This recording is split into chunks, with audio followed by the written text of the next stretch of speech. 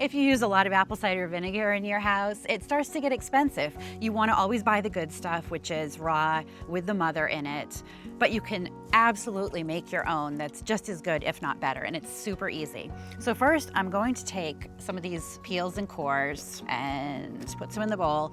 There's no real amount that's the right amount of apples to use. If you're not making a pie, you can just save apples as you eat them in the freezer. And then when you've got enough for a bowl full, you can make up a batch. So I'm gonna fill it about halfway full. And then I'm just going to add water to make sure that the apples are completely covered with like an inch of headroom maybe, because you want all the apples to be submerged. I'm just gonna take a plate and kind of press it down on the apples. You want them all to be completely submerged in the water because otherwise they can mold. I add apple cider vinegar to my chicken's water.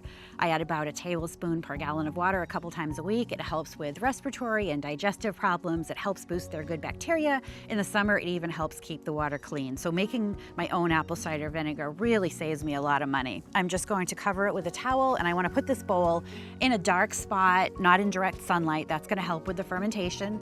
Anywhere between like 65 and 85 degrees is a good temperature, so absolutely in the house. You can just keep it on your kitchen counter, and I'm gonna let it just sit like this for about a week. After about a week, you're gonna strain your liquid into mason jars, and then I cut a piece of cheesecloth to use as the lid. You don't want a solid cover because the yeasts are still working and you need the gases to be able to be released.